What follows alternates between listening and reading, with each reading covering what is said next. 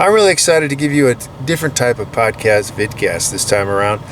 I'll be talking with Mark Anthony Dubose Jr., and you're going to see him in a way that you haven't seen him before. He's going to be talking about his life. You're going to find out that he was a horse trainer, a dog trainer, and you'll find out about the Dubosian philosophy, living in harmony, and also a striving to be authentic in all things. He's going to be talking about the Jedi Dog Master Challenge, and you're going to be surprised at what he has to say. And you may be shocked about some other things. Then we're going to launch into something that hasn't been covered before. We're going to be talking about dogs in a light you probably haven't really focused on before. But one thing is for certain, there's one thing he's not going to say, so stick around because you're going to expect it, but stick around throughout the end and you're going to find out, hopefully, what Mark Anthony Dubose Jr. will not say. You wanted to talk about, we were talking before, you said you wanted to talk about the factor of my challenge, my Jedi Dog Master Challenge, and how that had some impact on people or whatever. So you want to delve into this topic too? Yeah, because it's something that's probably some of the very first video I've ever seen of yours is talking about your dog challenge. And then unfortunately, I lately have been like looking at comments and some stuff, and it's just everyone was just like slamming that. I'm just like, what he's actually doing is something that is for the dog trainer out there that says, I'm a dog trainer and I'm the best. I'm the expert dog trainer. Just getting the dog to be able to sit and getting the dog to be able to down. That's not dog training. I would say it's dog training, but that's not all that dog training encompasses. And for some reason, it's like the lens has been focused in on this is it. This is all that there is, where there's other aspects here. There's the hunting side, there's the sled side, there's all different sides here. And really what you're showing and doing in that is showing that there's skills from all of these different areas that are going into that. It's not just I know how to get a dog to do some obedience stuff, and I'm going to you're going to be able to say master those tasks. You need to understand a lot more about the dogs. And it's something I like it. I appreciate it because I see it as being something that if you want to say you are a good trainer, then you should be able to easily be able to do these things. But if you can't, and if you have everything negative to say about it, then what's going on with that? That's the disconnect I think is going on. A lot of people, what he's showing isn't hard. One thing I'll say is like but basically anything. So a professional tennis player, they make it look easy because they're the professional, they're the elite at it. They're just flowing, they're just moving, and you get out there and try to swing that racket and you're all like weird looking, but when you're watching somebody do something, they make it look easy. So in your mind, you're like, that's easy until you try to start doing it. Then you're like, hold on a second. I thought that this was going to be simpler, but it's not. Because straight up, I've been the 3-dog challenge one with getting all the dogs and maneuver them. I was like, man, that's easy. I grabbed 3 dogs and I'm just like, I need some time. Give me some time to work on this. Like it's not. This wasn't I'm going to get it done in 20 minutes. Like my mind looked at it and thought that I'm going to get it done in 20 minutes. And I'm sitting here and trying to get 2 of them set up, and then I'm like, oh my goodness, I got another one to still get set up in here. And it's not that simple, but it can make it look simple, where you could make it look simple. But I would like for someone to get up and actually try to do it and see like where your complications are going to start to come into. And that's why personally I like it, because it's a training skill. When someone says they're the best of the best dog trainer, then train the dogs. That's training. Or if you're the best of the best at behavior modification stuff, that's something that's completely different. It's got nothing to do with a training aspect side. So if you're a good trainer, then show that you can train a dog. But most stuff today is unfortunately just only a matter of getting a dog to do a downstay when there's a person that kicks a ball in front of it. It's like, that's good to a level, but there's way more. That's like a 3 to 5% like range, where there's a lot more out here. And a lot more out here, that's where, for me, the more that you do other tasks, other things, makes the basic obedience much easier for you to be able to understand. But if you never dabble into other stuff, that's the part where it's like for instance, everyone's I'm trying to figure out how to get my dog to stop pulling. Figure out how to get it to pull, and then come back and you're going to have so much more insight on how not to do it now. Figure out how to get your dog to do what you don't want. And because that's if we want to be, say, the best trainers, then that's just my opinion of putting it out there to other people that say I want to be the best trainer, then actually train the dogs to do those things, and then you'll be able to deconstruct it to say, okay, now I don't want a dog to do that. That's why when I've got people that are trying to, how do I get my dog not to chase this and go after this, I purposely tell mine to do that so that I can learn, take it apart to say, okay, this is, I've been doing all this to get them to, it's working and working. Okay, now if I take that back, here we are. And that's how I see what the dog challenge is. It sounds simple because even like I've tried them all. I just can't. I don't have a switch limp. I was going to ask if it's okay if I could do a Great Pyrenees, because I figured that'd be a pretty good one. It's over. Well, yeah.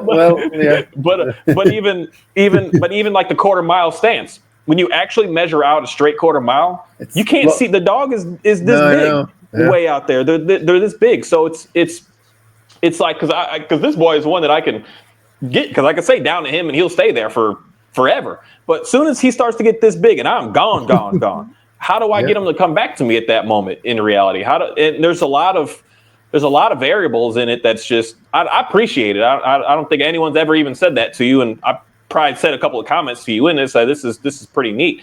But everyone just wants to slam it in a sense of, what are you trying to get at? And what I know that you're trying to get at is say, hey, I know how to train dogs. Y'all out here all trying to talk about how the best trainers you are and you're the greatest and you got all the awards. Let me see you train some dogs, because training a dog to do a specific routine, and you're working on that routine every day after day after day after day after day, that comes with a level of simplicity compared to training a dog to be able to do something that's going to be just sporadic. That's why in the protection sport world, I like the new stuff, the PSA. Because when they go to that third rank, it's like you can't. There's no routine. It's like they're going to throw whatever they want at the dog in that moment, and the dog has to be able to know how to be able to navigate. Stuff is getting a little more interesting, but that's training more real world as opposed to some stage show stuff. Training for a show it's complex, but it's not nowhere near as like just the randomness that's out there. That's what you're trying to be able to show. In my opinion, that's what I see. What you're trying to show is these skills are skills based on a lot of understanding and putting it into one little thing to say, here I am. And all you're saying is, hey man, just do what I've done. I'm not even say to do anything. I didn't say to do 4 dogs or 5 dogs with it. Just do 3. Just do 3 and shoot. Anyone, just do 2, shoot, just do 1, just post a video of you doing 1 dog and just doing that routine. That's already like going to be better than most of the critics that, as you say, because I kind of say the same stuff, you got nothing that you're showing. You're saying how stupid this is, but you got nothing, absolutely nothing. So just show 1 dog, and then maybe you can later on show 2, then 3, and 4, and 18, however you want. But that's how I see it. It's not as easy. It's not as easy as it seems. It really isn't. And you may be able to say, make it look simple, make it look easy, but that's what a real expert, a real professional is supposed to do, is make something look to be easy. And that it's for when you try to do it, that's when it's like, okay, I'm fumbling now. Like I'm not so fluid how I see him moving. I got to work on my, like you even say the 3 dog challenge, you got to work on your footing. You got to work on your balance. You got to work on a lot of different little things. That's not only just even the dog. You got to be more aware. And that's something that I like, because I'm getting more into and I kind of always have been, just more on the training aspect of trying to get the dogs to perform tasks, not just get a dog to do a loose leash walk down the neighborhood. When I'm able to get these dogs to do these tasks, it's like I get my Dalmatian to be able to run and pull on that harness, and I can put her on the flat collar. I can walk her wherever on the leash. She doesn't pull. She's not doing that. She's just with me. I don't have to even train that. The dog just wants to do that because they want to be with us. But when they don't have nothing to do, you're going to be fumbling with that dog. Yeah. Well, okay. So this will be the first time I've ever really explained this stuff as far as what it's all about. The quarter mile sit, stay, and recall is something that tactical dog trainers should have zero problem with, and it's not that big a deal. My dog and I can do we can do so far that people blow people's minds. And if I had the people, the infrastructure to provide security, because I have to worry about my dog and I have to find the area that I can do it in, and I was trying to get a drone person to film also. If I had 20 people for that, I could do a distance with that dog that no one would touch in the YouTube world. I mean, they haven't touched a quarter mile, which is not that big of a deal, really, to me. I did it by myself with the dog because that was as far as I wanted to go because I care about my dog. I mean, who knows? You know what I'm saying? And because it's a long time too when I'm walking backwards away. And then also the other time when I have it, that truck comes real close to him. You know, when we're in that park, comes real close to him, and people are like, oh, there's no. It's like, yeah, let's see you have a dog maintain a sit stay when there's a truck that comes by him like with inches away, people. So that was just meant to motivation, inspiration. Like, let's get together. It's the same thing. Like if you were ever in a runners club, oh, hey, let's do a 5K. You know what I mean? Like, let's do this. Let's run for this, or we're going to do repeats today. We're going to do intervals today. And then, oh, this man, no way. I can't do those quarter mile. You know, I hated doing quarter miles, by the way. Quarter miles are like the gut. You just want to feel like you want to puke on quarter miles, you know, like half miles and stuff are a little bit better, but quarter miles are like Pukeville, you know what I mean? It's just like, especially if you're doing it like, all right, you got 30-second rest. Oh my God, I'm going to die. You know what I mean? Like after 3 or 4 of them, like, oh my God, I'm going to die on this stuff. So you've run, you know what I'm talking about here. So I mean, I'm bringing this up because we have a basis of connection here, and I've been in competitive stuff. I mean, I was a professional fighter, you know. I mean, and not just some guy. I was rated #1 in the world for a while. Hey, you know, there's all these people talking about I'm doing IGP, which is a very small sport, but it gets a lot of exposure. I mean, it is very, very small. Actually, AKC or UKC obedience is bigger. There are more people doing it in the U.S. than doing IGP, and that rally. Called the rally obedience. That's bigger. Agility's bigger. There's a lot of dog sports that are much bigger than IGP, but everybody got it because they see the prancing and the stargazing, which is not functional. You know, the dog is hurting his neck and looking up, stargazing, heat walking, you know, and it's like, what is that for? You know, it's not functional. We talk about being functional. That is not functional. I wanted to inspire people with the quarter mile. Like, let's get together and let's have, I thought there'd be 20, 30 people who have pulled it off by now. But mainly, like you're saying, most people just try to, you know, downgrade it instead of rising to it, you know, instead of rising to the challenge, they, I can't, why do I need a quarter mile? Why do I need a quarter? Well, because you can do a quarter mile, I can do 100 feet pretty easily, you know. You're struggling with 10 feet or something. So that's that. The 3-dog challenge was a thing I was given back when I was young because I had movie dog mentors back in those days. I mean, we're communicating with actual letters, writing letters, you know. So, and I said, oh, I don't know, you know, how good I am. I was young too at this point. I mean, teenager young, you know. And it's like, well, they told me that the 3-dog challenge would show me if I had skill or not, right? So that was the deal on that one. Those are all, I think, possible for people to do. But what is impossible, people are not going to do what I can do with a Kuma. There is nobody else. You can search all over YouTube or whatever. There's nobody with a 110-pound dog with no tail that can switch limp. No one. And I've challenged all of the big time trick trainers, you know, like Kiko Pup, right? Emily Larkham. I've challenged her. I've challenged a bunch of people who are good trainers that they can do trick stuff with border collies, but none of them. And I even asked these ones who have a club and stuff. I said, any of you have a dog over 100 pounds? Well, blah, blah, blah. Then they start getting stupid, like you're talking about. Well, what about a horse?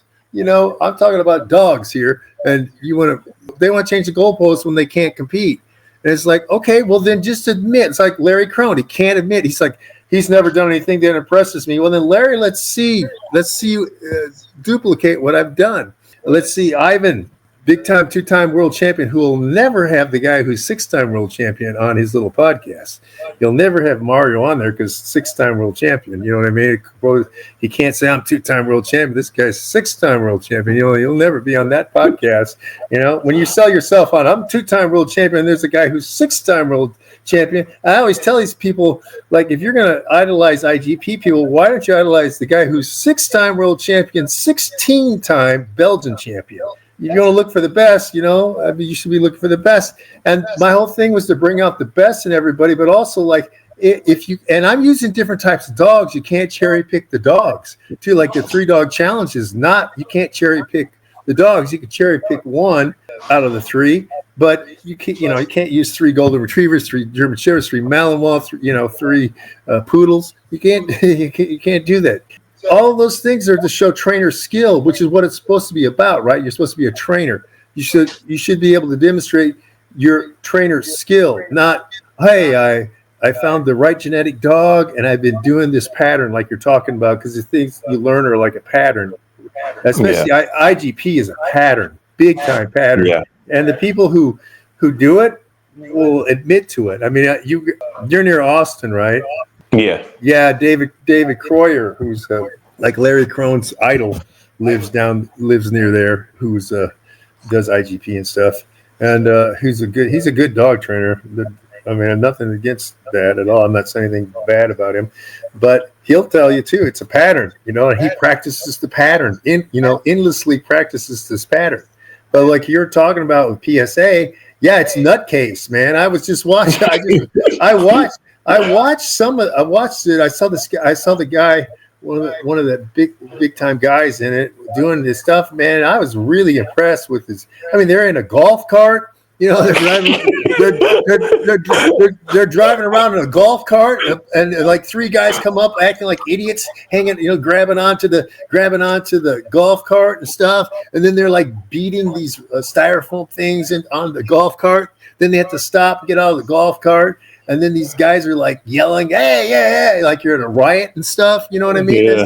It's like, yeah, it's nutcase stuff. But I'm like, man, the infrastructure you have to have, like the number of people you have to do this and practice all these things. It's just not doable. That's the problem with a lot of dog sports. It's just not doable because we don't have dog clubs. I mean, we don't really have. I mean, you might have some down there, but they really don't have a lot of dog clubs in the U.S. I mean, it's not like Little League or something, football or whatever. It doesn't exist. And other countries in Europe, it does. And that's why they produce so many. You can go like in Holland, every 5 miles is another dog club for KMPV and such.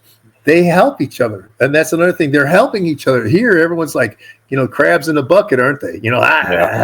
You can't get up because I got to pull you down. When I was learning and coming up and everything, I didn't try to pull anybody down. I'm like, man, if you can do that, I should listen to that person, learn from that person, which I'm not getting. This may be a generational difference thing, because Robert Weatherwax, the Lassie trainers, and I talk about this stuff quite a bit with each other. We're like, man, we had to pay our dues. We had to pay our dues. We had to impress people. We had to do all these things. You have to work a lot with different dogs, and you have to know a bunch of different ways to do something. Because I find dog trainers now, they know one way to do something, and if it doesn't work, they're out of luck. Like you've probably seen the franchise dog training guys and stuff, especially the ones that use the e-collar. Like if they can't do it that way, and they'll reject dogs, they automatically reject all hound dogs because they can't train them. They won't work with their method. They don't know other ways to train a dog. There's 6 different methodologies you can use to train a dog to learn something. None of these people know all 6. We're going to talk about some particular points that Mark has brought up before in some videos, but they didn't concentrate on it. And I've said it too a little bit sometimes too. But I haven't really talked about it in depth with anybody either. And one of the big reasons I think that we see so many people with pet dog problems, everyone's saying, I focus on behavioral problems. I don't care about my dog learning how to do anything. I just don't want him to be a nuisance. That's what I usually hear. It's because people have selected the wrong dog, or it doesn't fit their living arrangement. And many people have said, well, Mark lives on a farm. He has a farm, so it's not the same thing. Exactly. What we're saying, that is the best environment. A ranch or a farm is the best environment for a dog. So, I mean, Mark, you want to explain? I guess the main thing that I've just noticed, because I was on this farm stuff before I started getting into dog training stuff, and I got my, say, border collie and certain dogs that I have for specific farm work, such as a Great Pyrenees and the border collie, those two main ones. And I noticed that their lives were fine. They live nice lives, and I started to recognize some real interesting things when I started to go to people's houses when they would have, because I've worked with many border collies, and I would see that collie and it would look just like mine, but it didn't have anything to do all day long. I would see, oh my goodness, unfortunately, the livestock guarding dogs, the Italian Shepherds, the Pyrenees, all these big, massive dogs in people's homes, and in this tiny little house with this tiny little backyard, and it would just make me question, like, what is this dog doing here? Why is this dog even here? And I can see where the issues with the dog start to happen, because the dog isn't getting any sort of fulfillment that it was bred and created to be able to do. So, of course, the dog starts to get disobedient, say, because we're not giving the dog anything that its genetic makeup, pretty much, in my mind, personally, is required upon. We're taking dogs that require a certain thing to be able to be a healthy, balanced dog, and we're saying, nope, we can't do that. Go sit in this apartment right now. Well, exactly. That's exactly right. And people are picking these dogs because, I like the way he looks. Like the Marmorella, I can't remember the all-white dog from Italy, which is a livestock guarding dog. That's also brought over and used for sheep usually quite a bit. And, I like the way he looks. This is what makes the big mistakes. When people start breeding for looks, they destroy dogs. And when they select a dog on their looks, but the people, it's the same thing with people who are living in a condominium. Hey, I want to get a greyhound. I mean, those dogs need to run once a day. I mean, they're okay with a sprint. I mean, those are really, really great dogs. Greyhounds are, and some of the other sight hounds are really great. These dogs were bred to chase small mammals, and they do it by sight, not from smell. So if they see your cat or your chihuahua or something, what does that look like to them, especially when it's moving? And these dogs, if you've never seen a greyhound out in the open, or a Borzo or a Saluki moving, oh my God, they're going to make every other dog that you know look like he's nailed to the ground, because they are insanely fast. Greyhounds can hit 45 miles an hour, and it's fast. They're going to whack your Carrion Terrier. They're going to hit your Lhasa Apso. Your Yorkshire is going to be gone, because what does it look like? It's a small little mammal, which they were bred to hunt down. So people get these toy breeds, these manufactured breeds, for example, and then they expect other dogs that were bred to hunt things that look like that to not go after them. And the same thing with, you probably have picked this one up, seeing border collies or kelpies. I don't know if you've seen any kelpies, but the Australian cattle dogs, for example, and the Australian Shepherd, which was actually created in California, people. Those dogs, they're nipping at my kids. Yeah, because they're herding. They're trying to herd the kids. The kids are moving past them. They want to control the kids and move them around. They're nipping. Yeah, they were genetically selected to do that. I mean, cattle dogs, especially. Have you ever seen cattle dogs work? They are tough. They are tough dogs.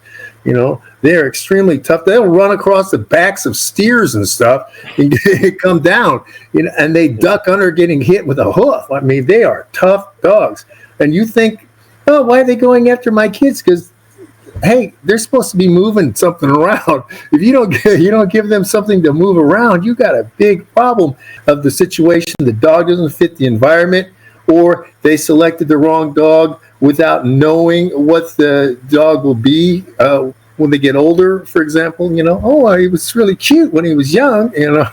I got a Tibetan Mastiff. Your living situation is not the same as somebody in the suburbs, but they are projecting their living situation as if that was what everything should be. That was never normal for dogs. Dogs are the first domesticated animal before anything else. Dogs, long before chickens or pigs or anything else, dogs were domesticated. The theory is for partnership hunting, working together to hunt animals, whatever, the big elk and all that stuff. But they've had the most time around us, and there's lots of studies done. You can see they're very good at reading our emotions, very good at reading our body things. So I don't know why one of the things out there when people try to train dogs speaking. That's what humans do. We want to babble, blah, blah, blah, blah, blah, and whatever your language might be. Dogs don't do that. They're picking up on this, and you cannot at long distances. If you watch the herding guys, for example, what are they using? They're using that whistle, which is really like a musical instrument.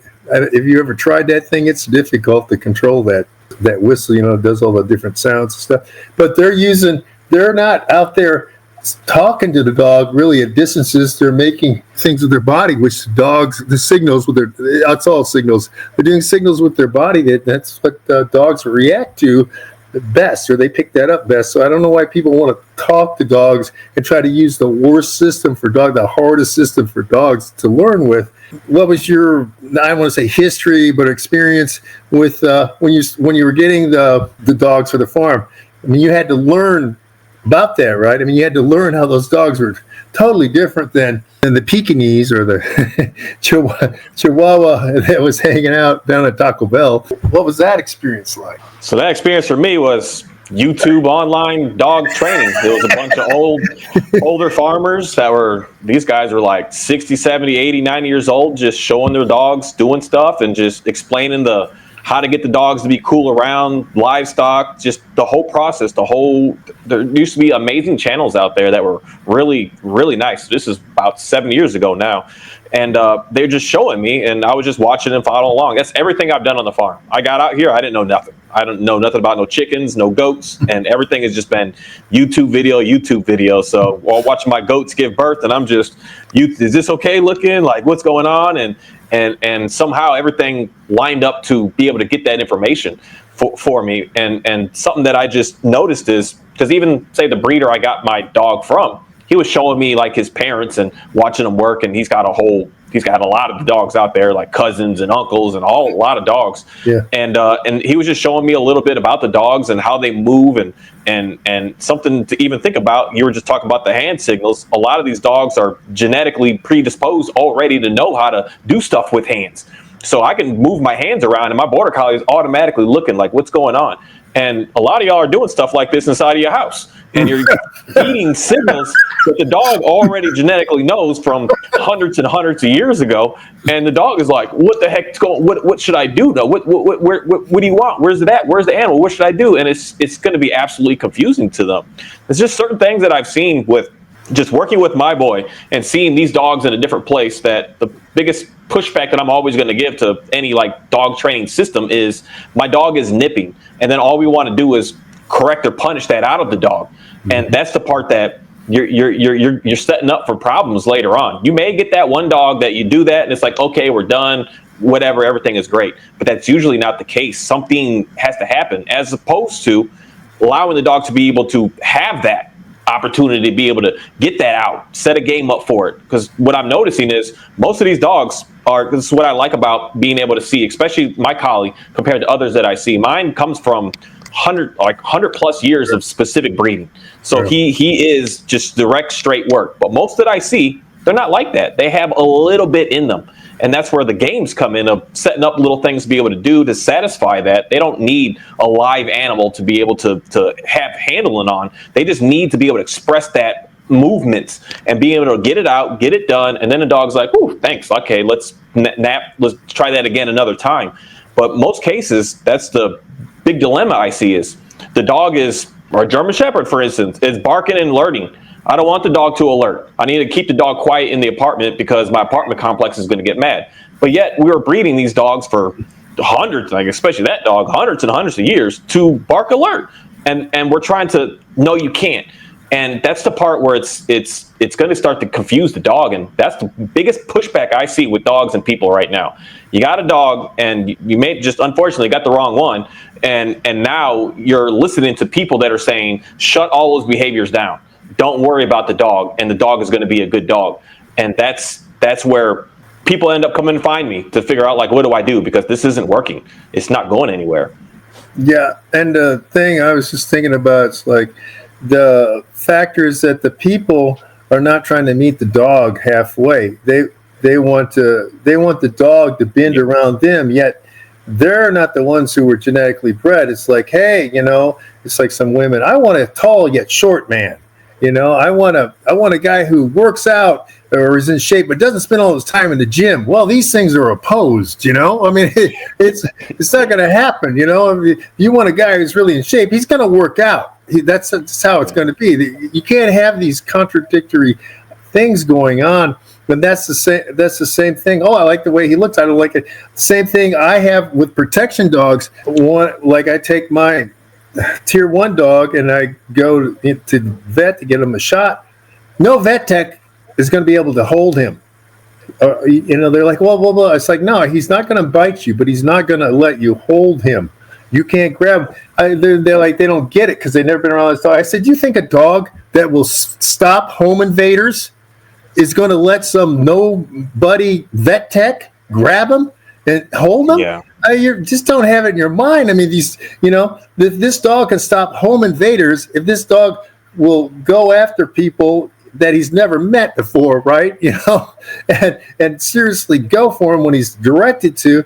Do you think that he's going to put up with somebody trying to dominate him? He's not going to do that. I mean, these dogs have got to believe that they're Mike Tyson when he was 20. You know what I'm saying? I mean, they got, that's that's in their mind. You treat them like that. You teach them to be that way. You cannot lose.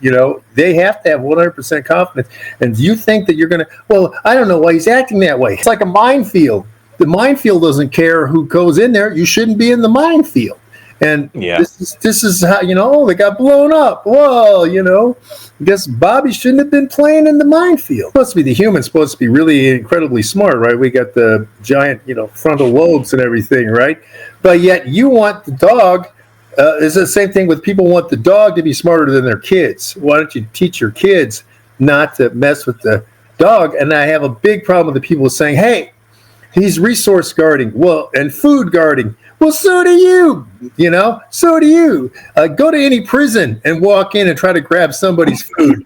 See what the hell's going to happen to you. Well, they're resource guarding, and you're going to get the shit beat out of you because you probably have never trained to fight or anything. You're going to get the, hell beat out of you. Same thing. Oh, he's resource guarding. So you're telling me that you're okay with somebody coming into your house and taking your stuff. No, you're gonna automatically fight, but the dog is supposed to be a slave and submissive. No, give them their space. Let them, be alone. And one of the things that simple cure, a lot of things are management. People, oh, that's stupid. And management's stupid. Well, that's the same thing. How come if you live on the 40th floor and you've got kids, how come your balcony's got a railing and stuff around it? That's management. Oh, the kids should be smart enough not to fall off the 40, Well, with dogs, see, people don't want to put it in these analogies because then it shows up how stupid their thinking is. Have the dog inside the crate.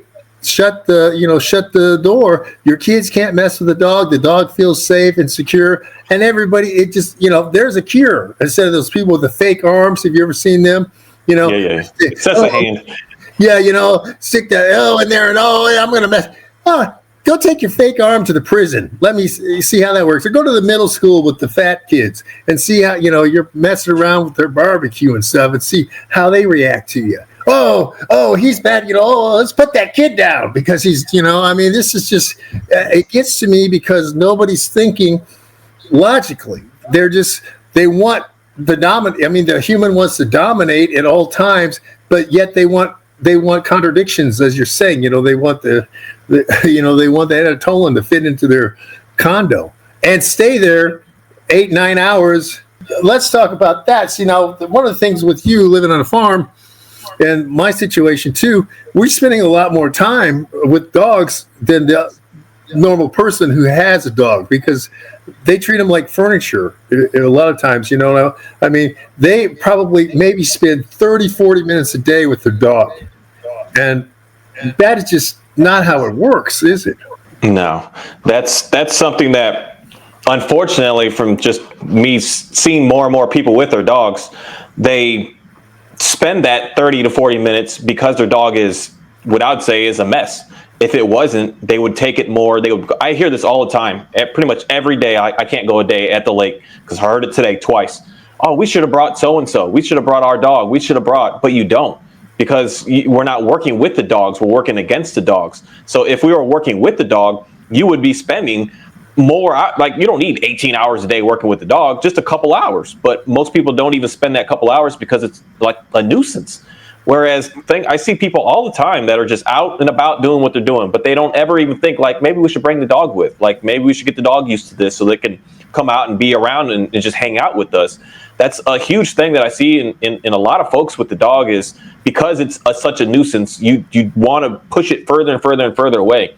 That's not fair to that animal to just shove it away because you're not happy with how it turned out to be. Whereas when it was this cute little puppy, you were all about it and everything was the greatest and the greatest. You spent 4 hours a day with it. But now that it's a year and a half, 2-3-year-old dog, you're like, whatever, dude. I don't, you're just not that cute anymore. So I don't really want to deal with you. And I see that a lot because every puppy is just the cutest little things, and we're going to spend more time. And however much time you spend in that beginning stage, you need to spend in the entire lifetime of that dog. In reality, it's not the same as kids. Kids they got to lean off to go do their own stuff, but our dogs are with us forever. Hopefully for the most part, they're with us, unless you're trying to rehome dogs. But in most cases, you're getting that dog for 15 years. So it's like that level of consistency is what most folks is lacking in, and wanted to even try to do anything with it. Yeah, I totally agree with that. And of course, I've seen that. And I call it the tropical fish disease because people get them and they want to show them off to strangers, or people come over and they look at them. Oh, look at my, because I noticed that nowadays tropical fish are not that popular, but they used to be really popular. And you go to dentist's office and doctor's offices, and they would all have tropical fish and stuff. Oh, look at that one. You know, that one's blue. This one's red. And you can have it. All you have to do is throw some food in there, right? And then keep the water going. If it's salt water, you're going to do that. But that's all you have to do. And you just leave. You could take off for a week or something as long as you have the food dropped in there. And that's what people want with dogs. But dogs are not like that. I mean, the dogs are not cats. I mean, cats are like, see ya when you come back. Yeah. I mean, like, okay, the food's over here. Cat litter, I'm good. See ya. You know, I mean, like, you know, it's easy. Your dog's like, what the hell are you doing? Where are you going? Where are you going? What's up? What's up? You know, like, I you didn't clear that with me. You know, if you really have a good dog dynamic, the dog is not gonna be okay with you being gone for that long a period of time. And people don't understand this. I mean, a lot of pet dog owners, and they don't want to learn. That's what I've seen. Pet dog owners don't want to learn how to train a dog. They want to, if they get a trainer, they want it to be like a remote control, you know, with the TV. Okay, what do I say? You know, and then they'll say it too many times, or their kids will say it too many times. You know, sit. I don't use English when I train dogs for this reason, you know. And it's like, oh, you broke the thing. The dog's not doing it all the time, and they don't keep up. They don't maintain it. You know, they don't learn it. And so I don't do a lot of stuff with pet dog people because they don't have the consistency. They don't have the dedication that I want. I want people who are more dedicated with the dogs and stuff, and then go to a higher level with their, you know, what can I do with a dog that's more involved or intricate or whatever. So that's what I see now. Yeah, let's talking about this aspect about your farm and stuff. What made you just jump in without like doing research ahead of time? I mean, it sounds like you're like, hey, I'm on a farm. I guess I better do stuff. You know what I mean? Like, you know, I mean, if you didn't have internet connection, you would have been screwed, I guess. You know what I mean? Like, Well, I didn't have internet until this. This is my 12th payment on it, so it's been a year for having. So I've had my phone. My phone's been able to work out here, but I've had no internet, and then I even had to change phone services because moving out here, my original phone didn't even work out here, and it only worked in the front patio in a certain section. That's all that I had. So I'm out there. That's how it was moving here. I just wanted to change a life. Life was just felt pretty crappy, and I wanted to do something just wild, just way out of the norm, just something completely different.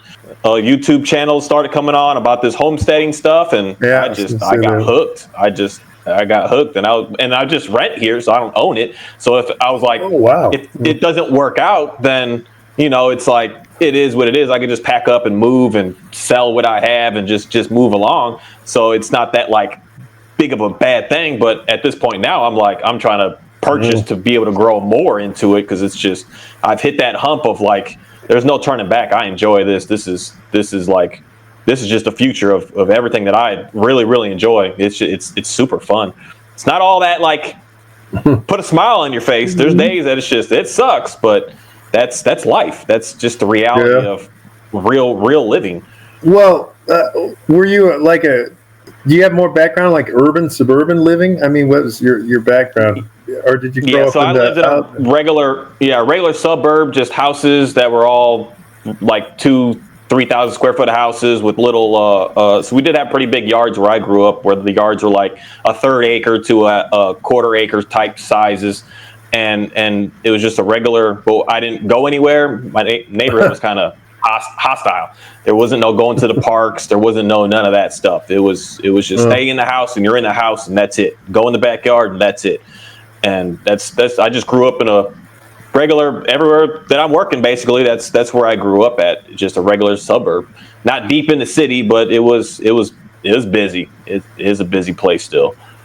Yeah, well, because a lot of people have a reaction to how they grew up, and they want to do the opposite of that, and then people return to it, though. You know what I'm saying? I mean, a lot of people return to that. Like I was rural. I mean, I was out in the country for most of my young life. I mean, we were out, I mean, not out like in Alaska. That's if you really want to homestead, well, you talk to me when you're in Alaska and you got sled dogs and stuff, and you're doing that life. Now those people are really, it's like, how many moose did you see today? You know what I'm saying? And now that's really doing it. And but yeah, I kind of had a feeling that you got into that off-grid kind of homesteading vibe, because when I saw that you're trying to be totally self-sustained in a way, right? I mean, you haven't put up solar panels yet, but you're doing the whole thing with the chickens and the cows, right? Do you have pigs or not? No, I don't really eat pork. I have raised a couple of pigs. Yeah. I lost one of them, unfortunately, and it's just kind of, I don't eat pork. I just had them just to, I got every animal you could think of. Just to experience them and learn about them and hang out with them. Yeah. You just get tired of humans. I mean, you get tired of their treachery, their being disloyal, of lying and not being honorable, and you just won't get that with a dog. I mean, you get the totally opposite with a dog. So it's much easier, I mean, I lived in the jungle for 17 years, and when I came back, came back to the United States, and everybody's like, oh, hey, so did you bring a woman back? No, I brought a dog back. What I mean? And I was like, I did the better move. You know what I'm saying? I did the better move here. I promised that dog I would get him out of very bad situation, because these are real dogs. These aren't just, everyone's like, what breed is he? What breed is that squirrel out there? It's like, these are the majority of the world. The people in the West, in Western Europe and also in the United States, they don't understand that dogs, the majority of the world, are living on their own, reproducing on their own, not controlled by man. They're surviving.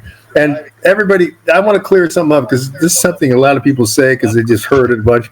Dogs are predators. No, they're scavengers. That's how they've survived. That's how they've lived. There's big research on that. You guys can, if you're interested, you can look at Ray Copinger's work on that. That's why they're successful, is because they're scavengers, and they will do some hunting, but they're not effective. Not compared to cats or whatever. And domesticated dogs don't approach like coyotes' ability or wolves' capacity either, but they are definitely very good at being scavengers. And so they have a certain size that they're going to be about in pounds, around 20 to 46 pounds usually, because of the calorie intake they can get. And if you're not going to be a Saint Bernard and make it on your own in the wild. You're not. And well, my jungle dog is the smartest dog I have, because he lived in a place with monitor lizards. They could kill him. Water buffalo, they could kill him. elephants that could kill them. The king cobras are there. There's tigers, but not a lot. But there's tigers there. And the most dangerous thing, well, there's two things. The most dangerous thing is monkeys. Monkeys and dogs are mortal enemies. And monkeys will go around in a group and try to hunt and kill dogs. That's what they do. And people here don't know that. And then the scumbags who hunt dogs for meat, who would sell them to the Chinese from where the part of Southeast Asia I was in, they would try to do that. I had run-ins with those people. So he survived all of that stuff, and before I captured him, because I captured him, it took me a while to capture him, but I captured him, and then I brought him back. So people, when they hear that story, they think I'm lying, number one, they think, oh yeah, well, this doesn't make sense, because it's outside their realm of understanding or experience, and that's exactly what we're talking about here. The people don't have the experience like you're talking about of knowing that what was this border collie really for? What was the border collie really for? Why did people selectively breed them like that? Because they don't want a basset hound who, if you're making signals at him, not going to do anything, right? He's not going to do anything. He's not going to respond to it. That's why the herding dogs are very responsive to humans. They were selectively bred that they're going to be very responsive to what you do. And that's why when you see people working with certain, the ones they want to use for demo dogs and stuff like that, they're going to generally be herding dogs, That's why when you see agility competitions, it's all border collies, basically. A few other dogs here and there, but it's really border collies, like you're saying. And if you're looking at athletic dogs for bite sports, you're looking at Malinois and Malinois X's and stuff like that, because the German Shepherd's too slow, too heavy. They can't jump as high and stuff, And Dobermans are destroyed, and Rottweilers are too heavy. American Bulldogs are too heavy for that. They can fight if they're they're like a tank, But that tank, you can't jump a tank. You know what I'm saying? Let's see that tank clear 12 feet. That tank's not clearing 12 feet. He's gonna do a belly spot. But I say that because it's very apparent to me. I think it's apparent to you, but for most people, they don't understand this. They're just looking at the different dogs. Oh, look at how he looks. Look at the Dalmatian, for example. Dalmatian was bred to run with carriages underneath, different. There's actually, some of them were bred to run in the front of the carriage, some of the underneath the carriage, and some of the back of the carriage. And that's like a genetic thing too. It became that. Well, they can run a long time. They have a lot of endurance, like a hound dog. Hound dogs have extreme endurance. So when they were breeding, they started breeding dogs for the Iditarod and Yukon Quest, because it's 1,000 miles for those dogs to be fast, but yet have extreme endurance. So they're the best dog athletes on the planet. And they brought in German short-haired pointers to mix with Siberian Huskies, and then and the Siberian Huskies with those, and then also they would throw in some hound dogs a little bit for the endurance or whatever. And they're called Alaskan Huskies, but they don't look like one type. It's not one. You can't pick it out just by, he's going to look like this. He's going to be white or he's going to be gray. He can look many different ways. Can have ears that are up, ears that are down, but their bodies and what they can do. When you breed a dog for performance, they don't have problems. They don't have genetic problems, and they don't. They do what they're supposed to do, right? In this case, run. Be capable for running. They consume 10,000 calories a day when they're on the thing. When they're on the trail or whatever. So, a lot of people don't know that because they stick in. What I found too is that people get stuck in one dog niche, and all they ever know is what they're talking about. Like, I don't know if you've run into a lot of bird dog guys, but there's a lot to learn from bird dog trainers. There's a lot to learn because they pioneered a lot of stuff. Actually, they were the e-collar pioneers for one thing. They pioneered the long lines and all that stuff. That was from them. But people who are I'm a pet dog trainer, which is, to me, is like little league. They don't know anything, so they don't branch out. And that was something I did. And for you, what was your experience or background with dogs? I mean, what made you get into dogs besides the farm situation? It was just farm stuff. It was just farm work. That was it. And then I started working with horses, and the horse trainer is the one that watched me with my border collie out here. And he's like, wow. He's like, how did you get that dog like to just be with you? Because there was something that happened. We were at the front of the gate, and there's a bike that went by, and he sees bike, and he's like, I'm about to go get that. And I'm like, oh, I'm just like, we're not doing that right now. And he looked at it, he's like, how did you get that?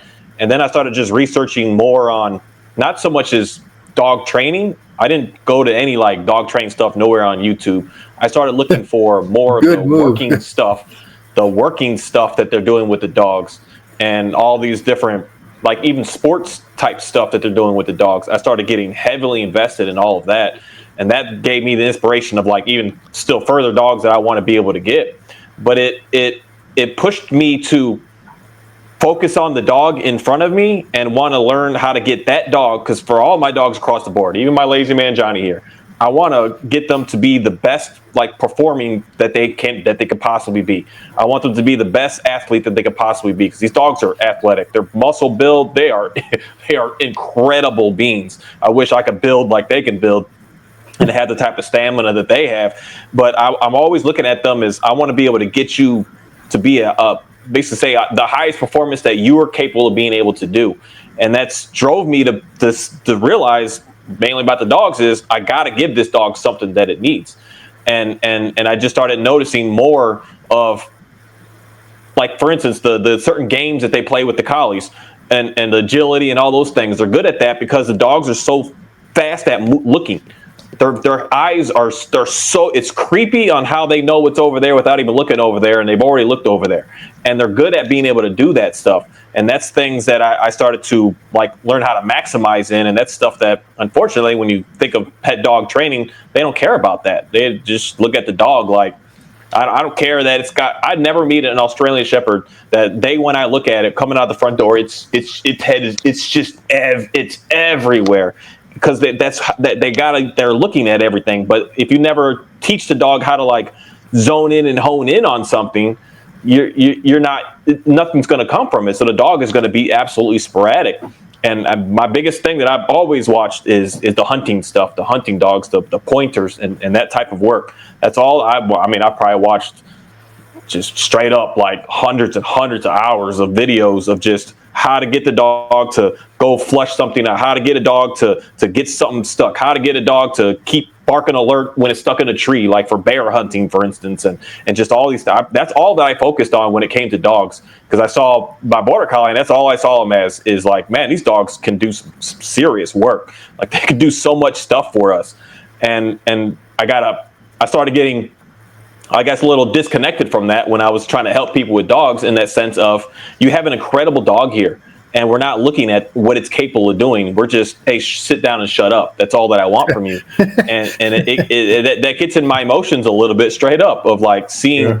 I've met so many dogs that I'm like, man, I wish I had this. You got a nice dog here. But my lens of nice dog is, we're about to get this dog working. It's about to be the best that it could be. And then you're going to see an amazing dog. But most people's lens don't look at the dog that way. They're just like, oh, look at that accessory. Like, they're like purses. And nowadays they're like stuff's going into this designer type things. And it's like, oh, I got a Bernedoodle. It's like, look how much money I had to pay for it, because this is what the cost is. I've got even the Frenchies today. You can't get a Frenchie for like less than $4,000 or $5,000. It's like a status statement of, look what I have, as opposed to what can my dog do. And that's something that I just laughed at years ago. It was so funny. I went to a restaurant, and I had the dogs in the van, and I don't know, they were like kind of moving around. It's like, hey guys, just settle down. And the lady behind me, she had like 3 kids in the back of her little SUV, and they're just yelling, and she does the same thing. Hey guys, settle down. The kids just stop and look at her, and they're just go back at it again. I'm just like, we're trying to control these dogs, and at the same time, we can't even like get our kids to even want to pay attention to us. And there's so much that's so disconnected. I hope that more people can see the dog for what the dog is. It's a amazing asset to our lives to help us do stuff. And my inspiration would be that for everyone to get your dog to do something for you. Allow your dog to be able to do that, to have its role, have its purpose, and you're going to see an amazing dog, a really nice dog. And I've realized it doesn't even need to be the actual task that it was even like, say, bred to do.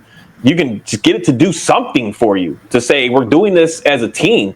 And you're going to watch most of these so-called behavior issues you have just start to disappear, because the dog is going to look forward to that. So I'm going to get up, I'm going to go put the socks in the basket. Something simple as that. Just train the dog to do that. Train that task. Don't train sit. Train your dog how to pick a toy up and put it in a basket. Watch how happy your dog's going to be. It's going to look at you like you're the world's like you're the just greatest person on the planet. Yeah, that's something. When you're doing that, it reminds me of a point to say, and that these people who are saying, "Oh, I have all these behavioral issues with my dog," and this and that. Well, when you lived on, you think about back. Let's think pioneer days and such like that. And you're living on a farm or on a ranch. You're removed from a lot of people. There's not a lot of people that are coming by that often. So your dog is going to alert you, and you want the dog to alert you. And the dog is not going to be like, "Hey, how you doing? Come on in." I mean, and so all of this, like, he's suspicious. The dog doesn't do well with strangers. Or like I have a autistic 110-pound American bulldog.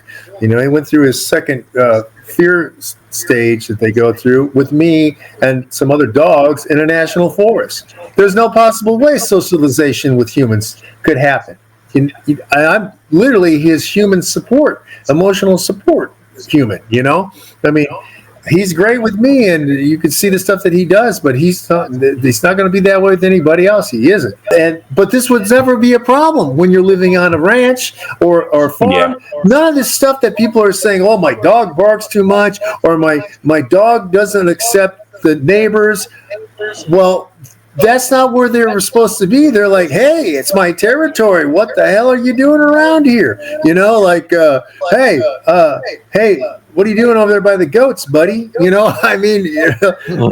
these things were not problems, but they're problems now because they have moved dogs into settings where they weren't. That's not their ideal place. Not what they did in the past, like you're saying. They used to be.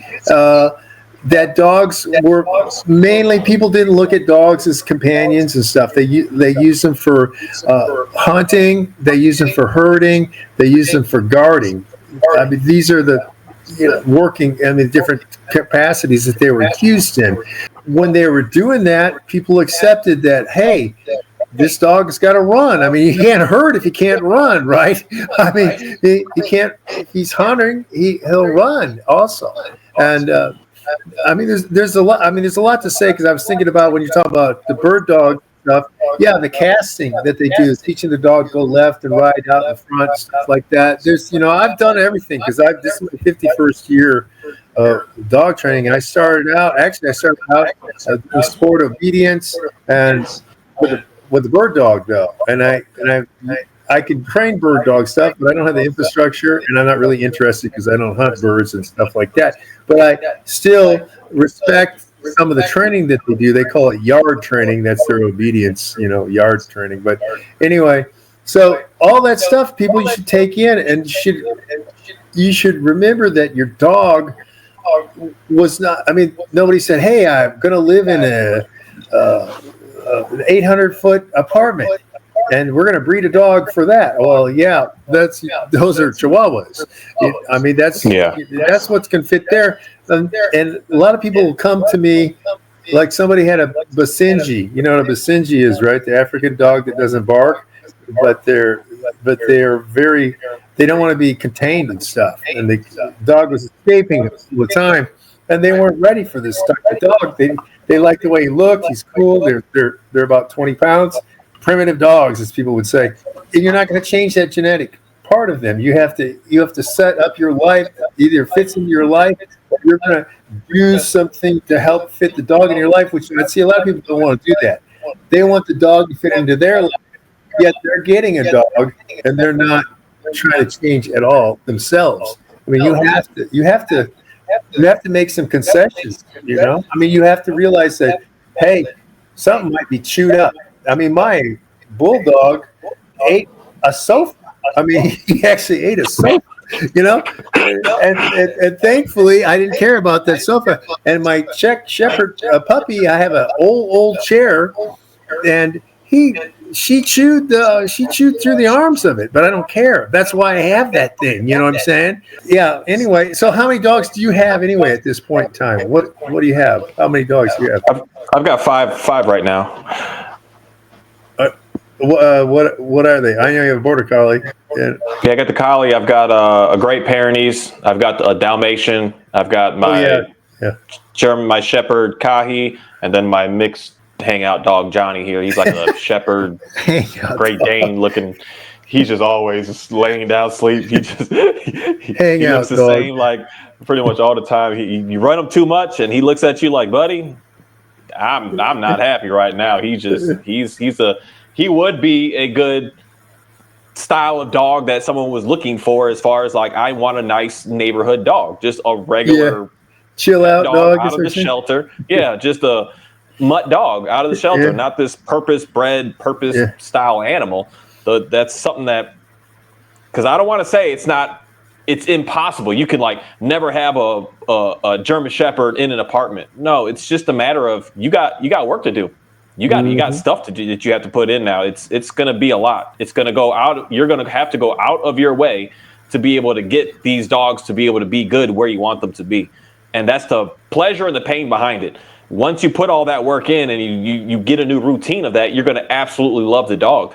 But when you're trying to remove a dog from who it is and where it is, that's where stuff is. It's gonna get challenging for you. You're just not gonna have any other options, because like even my Pyrenees, my land is not big enough for Great Pyrenees. Someone's like, I got 14 acres out here. It's not enough for them. They're used to like several hundred acres to be able to walk around and do what they need to do. They don't want to see cars around. They don't want to see a dog within another mile of them. Yeah. They want to just mark their territory as large as possible, and they can walk. They're big dogs, but they can walk easily 20 miles within a day. They're just walk in, nap for a little bit, walk in, and that's who they are. And then when we have, because for the most part, all Pyrenees, and I know, they're escape artist dogs. They are trying to always just get out and get running. They're like watching you lock the gate to figure out how to be able to unlatch that latch that you just locked, or they're digging a tunnel, then they're covering it with grass and not let you be able to. They're very smart dogs, and they love to just disappear.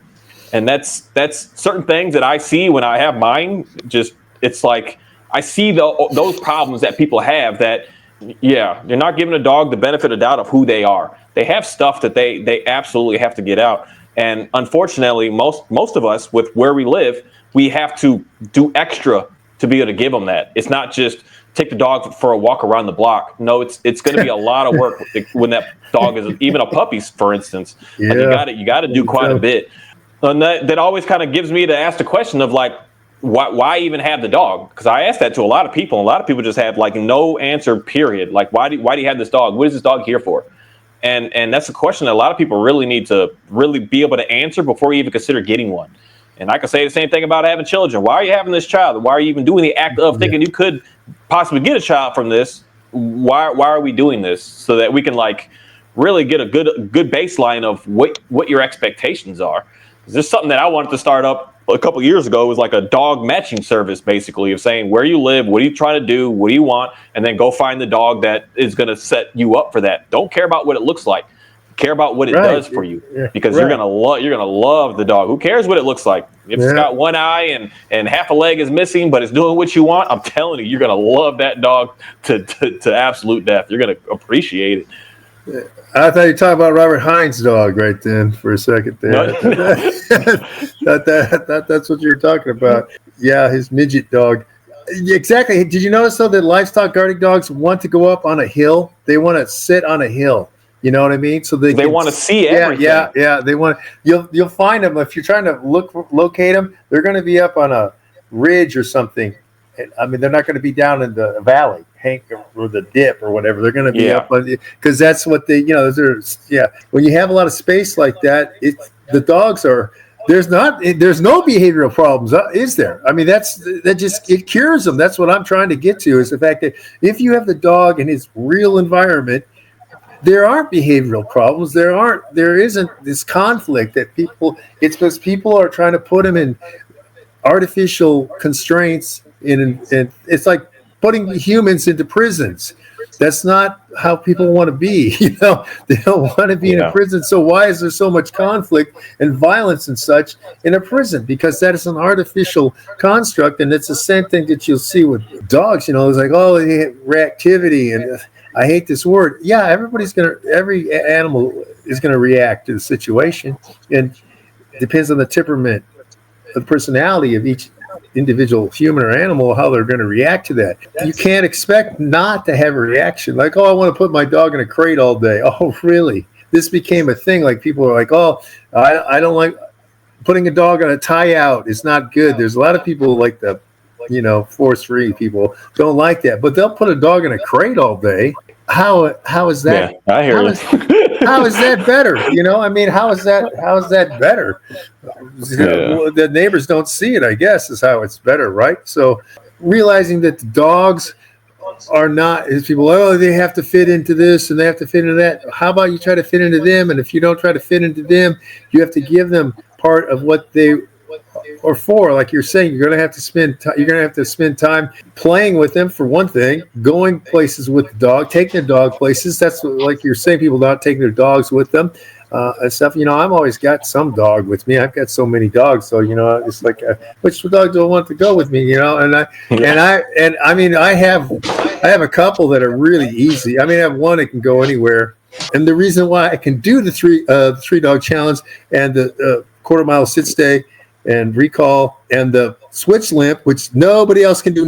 People are like, well, is it okay if I use a dog that's 40 pounds? No, it's not. That's like saying, we're running a mile here. Well, I want to do a 200 yard, well, look, I made it 200 yards, it's like, it's not the same, it's not the same. People are like, I have idiots who say it's the same. Really? So you're telling me a 140-pound rock climber doing pull-ups is the same as a 300-pound power lifter doing pull-ups? No, it's not, it's totally different. And there's a lot of things people don't know about the skill. There's a guy who's trying right now. He's started on day 1 or day 2 of teaching his dog, it doesn't weigh as much as Akuma, how to limp. And we'll see if he gets the limp. You know what I mean? Maybe he'll get the limp, but nobody's going to match me on that. That's like, nobody's going to do that. No one. It's not going to happen with a 100-pound plus dog with no tail. No one else is going to be able to do it. That's my big claim to fame, to tell you the truth, of the things that I put out in video. And that's proof. I put it out. You can't, there it is, there it is. It's not, I'm not just saying it. And then people, of course, like you're saying, downplay it and then saying, I don't have to prove it to you. I don't have to impress you. We're all in competition. Right? We're all in competition. You're in competition with the other chicken farmers and stuff. That's just how it is. Every job you go to, you're in competition with other people for the same job. You're not the best dog trainer. Then shouldn't you be looking for inspiration instead of trying to, bring other people down? That's what I'm thinking. And, I look at certain dog trainers and I'm like, yeah, that's really good. I like that. I see things, there are people who are good. There are people who are good in their niches.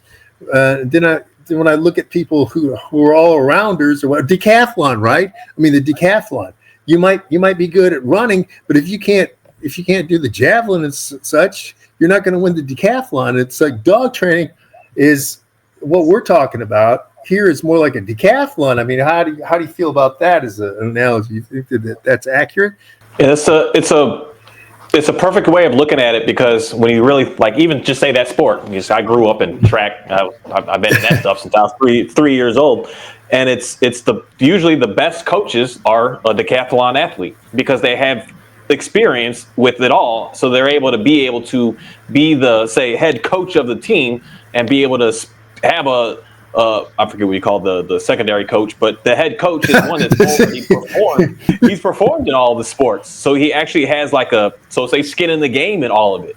He may not be the elite at every single one, but he's good enough to be able to put it all together to be the elite as a total package. And most people don't have nowhere near that. They're just like me. I'm just a mile, 2 mile runner. That's all that I do. I don't know nothing about no high jump. I don't know nothing about no swimming. I don't know nothing about no nothing. And I would be a horrible head coach for a whole team because my lens is only in that. Whereas that's kind of, I don't know, to me, especially when it comes down to dog stuff, if we want to claim to be the best, we should open our horizons to do more, to experience more and dabble in a little bit more and just really just get further involved in more than just how to get a dog to be able to sit and how to be able to get a dog to be able to walk next to you.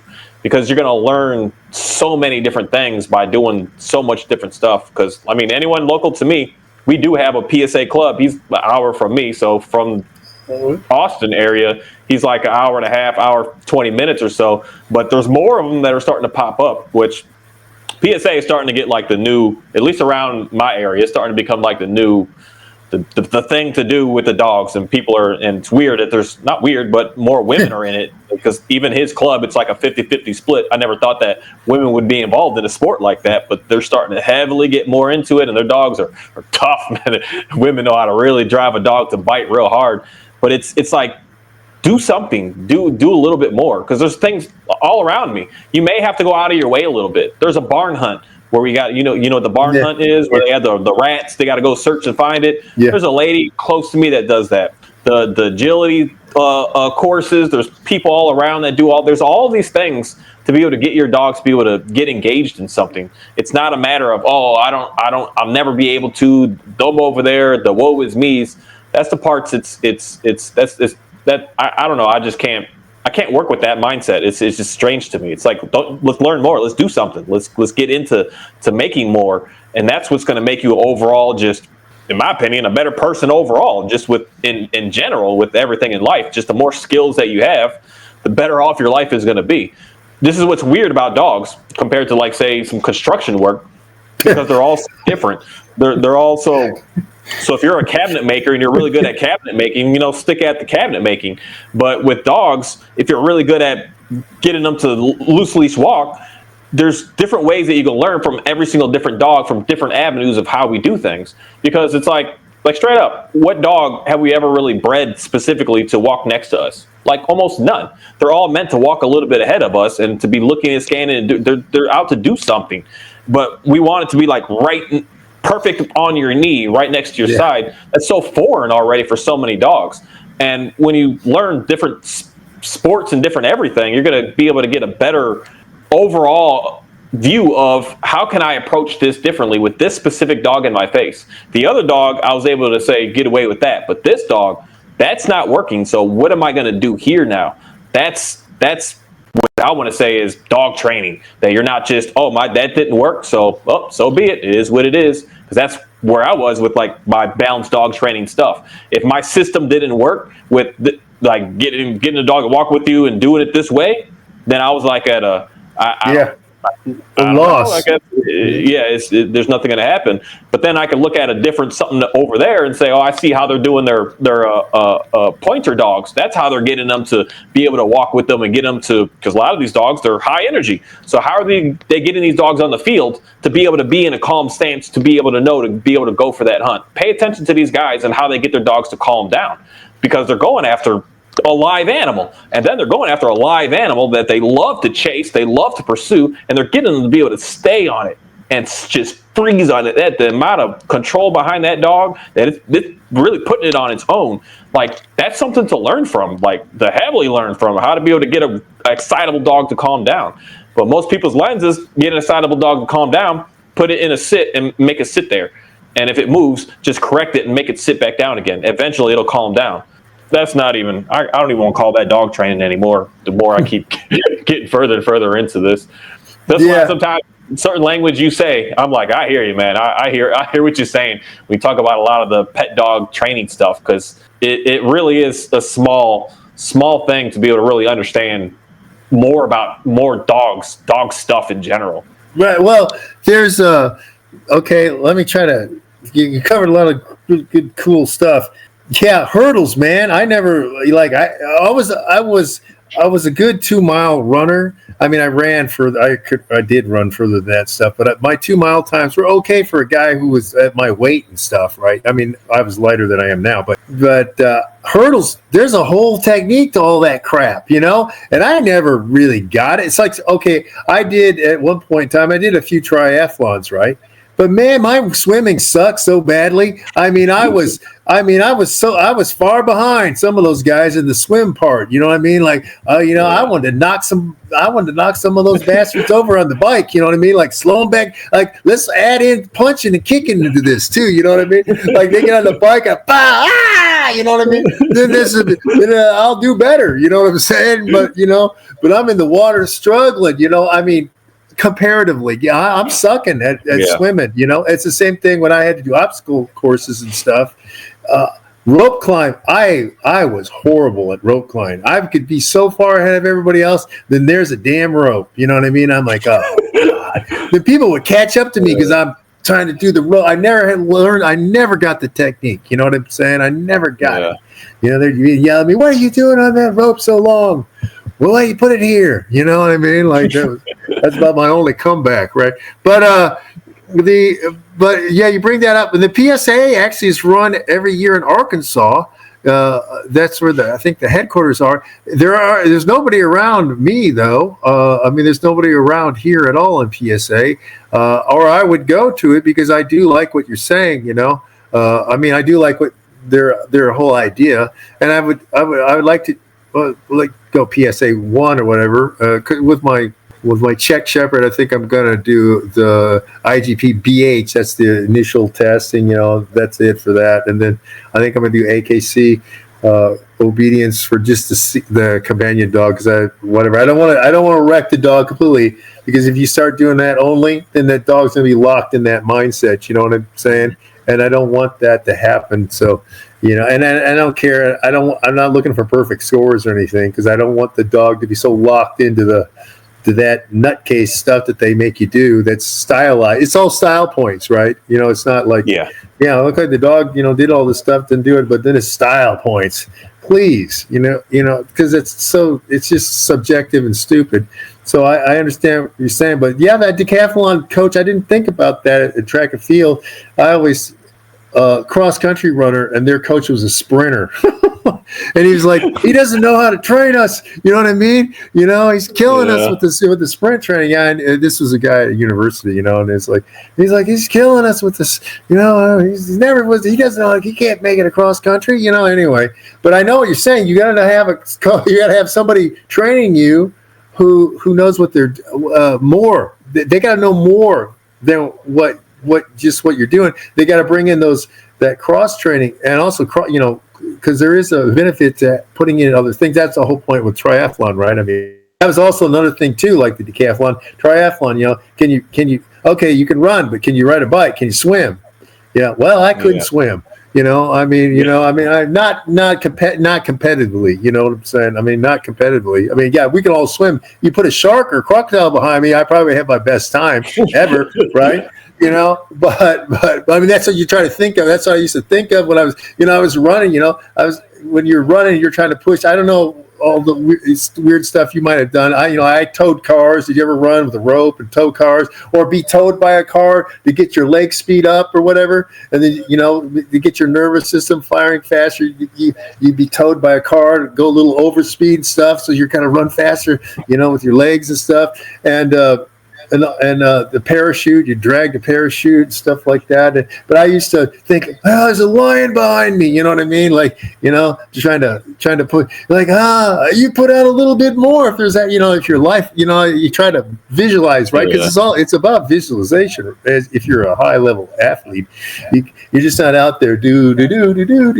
And that's the same thing. Like, really what you said before, I'm going to put it in different terms, but you want to visualize what you want to do with your dog. You want to have a vision of what you and your dog can do, and not just like what you're saying, to sit down and place. You know, the pet dog stuff. Sit down, place, leave it. I hate it. Whenever I hear people in the park with their dog, leave it. I know they went to some Petco or something. You know, and it's like, you know, it's like, oh. why are you even saying that? You know, this like you have a different signal than leave it. You know, it's just idiot. It's tension. well, it's idiot. Tension that don't need to be there. Well, it's stupid because you're talking to yourself. So many people don't realize in dog training and stuff, they're talking to themselves.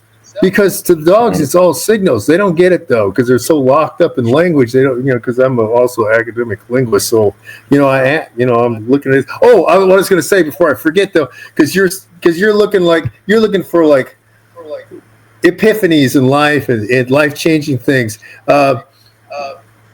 Become the guy, helper. That people call it decoy. That's not correct all the time. But be the helper. Be the bite target for a dog. When you get a dog biting on you, that'll be a life-changing event. Let me tell you. I mean, because that'll, you know what I mean? Because you got a lot of, you know how many people I can't get helpers here.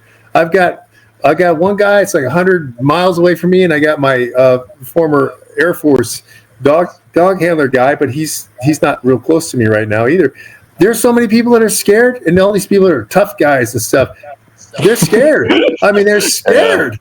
Oh, no way, man. No way, man. Oh, no way. I was like, you got to sleeve. I got to sleeve. I got these sleeves. You got to sleeve. I'll teach you how to do it. You know what I mean? Oh, no way, man. I'm not doing it. Blah, blah. It's like, I don't want to say like it's an extreme sport where you're bungee jumping or something like that. But for a lot of people, it has that same fear factor. But when you have that, there's something, man, about, the dog hitting you. You know what I'm saying? Hitting the arm and whatever, you know what I'm saying? If you haven't experienced this, I would say you might find a new thing that you like, So, I mean, that's one way, because if you don't have the dog to do the sport, you can still, learn a lot by doing that part, because you'll learn a lot about dogs, so you'll know when that dog is coming and stuff. You can see, you'll see from the dog's posture and stuff. You'll learn a lot about dogs just from doing that aspect. Dogs. It's about, to me, it's about knowing the dog better and better. That's why I sleep with my dogs. Now, not everybody's going to do that, whatever, but then you're not going to do what I can do. I mean, it's okay. It's the same thing. You're running, I don't know what your mileage is every week. Not everybody can, that's fine, but they're not going to be able to run like you unless they do that, right? I mean, that's just, you got to pay your, there's no way around it. Talking isn't, I have a running club and we don't run, we just talk about it. That would be Dale McCluskey. That's Dale McCluskey, What do you think of those new Adidas? No, man, the Nikes. You know what I mean? But you're not actually running. You got to, there's no. We used to say in training for fighting stuff, there's nothing but doing it. Like you talk about it afterwards. That's the whole Viking spirit. We sit around the fire and sing our songs of praise and tell women how great we are. But afterwards, not beforehand. You got to do it after you've done your big glory stuff and such. There's a lot of things where you can see the parallels. Is what I'm trying to get to. See the parallels with the sport. And you see the parallels with being adventurous in life. Like you were saying, you didn't know what you're doing. You just went out on the farm, and you're like, okay, here I am. Too bad you didn't have a reality show back in you. You know what I'm saying? Here he is. Dubose is out here with chickens. Yeah, okay. He's now got a dog. You know what I'm saying?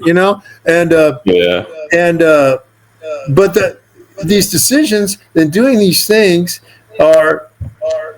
It's just like living in other places. A lot of people can't do that. They actually can't. They can't cut it. But that's a whole nother. We get on to so many tangents, but they're all connected. That's what the whole thing is. It really is. There is a nexus. Everything is connected.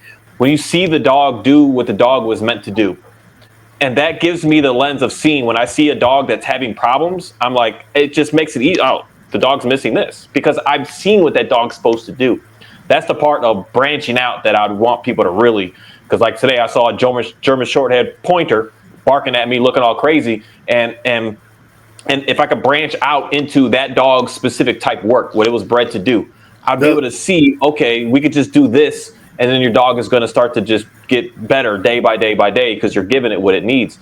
But a lot of people have no idea what these dogs are for or have behind them anything at all. We just think that the dog should just be, as you said, the fish in the fish tank. It's pretty, and that's all that it is, and it's not. But the more you get into even breed specifics of things, because most dogs, so say on average, it seems like there's a split that most are purpose bred, and then there's a mixed dogs. But even the mixed dogs have the traits inside of them of something that's pulling them. So if you got a husky mixed, it's got something in it that's like, some of that huskiness is there. And then when you're able to work with those dogs to but get them to do what they want to do, it's not even making them do it, they want to do it, you get to use that lens to say, hey, because that's why every single house, when I get a call and someone's like, oh, my Australian Shepherd, it's barking at everything and it's just going crazy, I could look at that dog in its face and I say, I know what it needs. It needs to move something. It needs to be engaged. And most people, unfortunately, most trainers don't even realize that that's what that dog was meant to do. And that's such a disservice to be the expert and not really knowing what that dog was intended to do. And thinking at the same time, you're that expert that could just say, I don't care what that dog wants, I'm telling it what to do, and strip from that dog who it is. That's not expertise. That's the only word I can use there. That's child's play. That's not even child's play. That's like evil child's play. That's not a nice way to be able to approach these dogs at all. The German Short-haired Pointer, those are very versatile dogs. That was my first dog, actually, that I trained. And those dogs are, of course, hunting dogs, but they're also used for detection dogs, for bombs and for narcotics and stuff. They're like number 3 or 4, depending on what you want. For military dogs, they're like number 3 because, well, they still use German Shepherds, but those are usually used for patrol dogs, sentry dogs, and then Malinois mixes or Dutch Shepherd and mixes are used for the tier 1 dogs are going to be those dogs, the ones that are like combat assault dogs and stuff, the ones that people parachuting in with them on their back and stuff and all that.